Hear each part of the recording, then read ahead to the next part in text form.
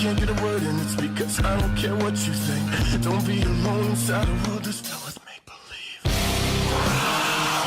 Inside. Bonjour, bonsoir à toi fan de zombies, j'espère que tu vas bien. Aujourd'hui on commence la série de mes top 5 avec mes armes spéciales préférées et pas forcément les meilleures armes spéciales. Donc juste celles avec lesquelles je me sens le mieux et celles avec lesquelles je préfère jouer.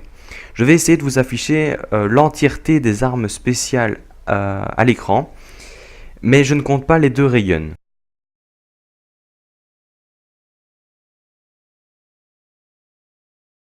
À la 5e position, j'ai tout simplement mis le servant d'un petit con, car pour moi cette arme elle est super design, enfin je la trouve hyper classe quand elle est à notre bras. Et puis j'adore son effet, elle tire des gros trous noirs qui attirent tous les zombies. Franchement je la trouve hyper classe cette arme.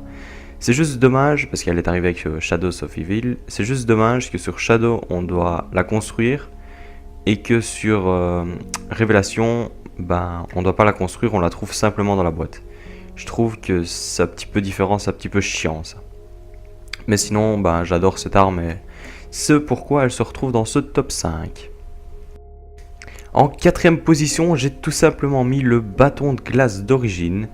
Et bien pourquoi? Parce que je trouve que c'est le bâton qui est le plus propice pour les hautes manches. Et tout simplement parce que les bâtons, avec toutes les animations qu'on peut avoir, ils sont trop classe et j'adore jouer avec. Et le bâton de glace, comme je l'ai dit, permet de faire des hautes manches et c'est ce qui fait le charme de cette arme pour moi. À la 3e place, j'ai tout simplement décidé de mettre l'arc de fou de Dorizenrare. Je pense que cette arme, déjà c'est l'une de mes préférées, je l'adore vraiment. Et je pense que ce qui joue le plus sur le fait que cette arme se retrouve dans le top 5, c'est que Dorizenrare est l'une de mes maps préférées, voire ma map préférée. Donc je pense que ça joue un petit peu sur le fait que j'ai décidé de prendre cet arc. Et puis ce qui joue en faveur de cet arc, c'est je pense que comparé à l'arc de feu, à l'arc des ténèbres, l'arc de loup on va pas parler parce qu'il est extrêmement simple, mais l'arc de foudre je le trouve extrêmement simple à fabriquer. Et puis tout simplement cet arc il facilite la survie à mort. Vous vous mettez dans la tour là-haut et vous campez, c'est terminé. Il n'y a rien d'autre à faire. En plus si vous avez antithèse alchimique sur vous, voilà, il n'y a aucun souci à se faire. À la 2e place, je sais que ça va peut-être en surprendre certains, mais j'ai décidé de mettre le Thunder Gun. Pourquoi? Eh bien tout simplement par rapport à ceux qui ne connaissent pas le zombie, enfin pas très bien entre guillemets, qui n'ont pas énormément joué. Quand on dit le zombie de Call of Duty, directement ils pensent à Kinodertoten, parce que je crois que c'est la map la plus connue en fait tout simplement de la communauté. Il y a beaucoup de monde qui ne connaissent pas tous les DLC, genre Shangri-La et tout ça, ça ne parle pas à tout le monde. Et donc pour moi le Thunder Gun est l'arme la plus emblématique du zombie. Voilà pourquoi j'ai décidé de la mettre dans ce classement. Puis le nombre de balles du canon de Zeus, ça va, franchement, il y a moyen de faire des bons trucs avec, hein, on va pas se le cacher. Et enfin, en première position, sans doute l'arme qui va vous surprendre le plus, j'ai décidé de mettre la Wunderwaffe. Et oui, tout simplement parce que ça a été la toute première arme spéciale, elle est apparue sur World at War et sur Dorize si je ne dis pas de bêtises.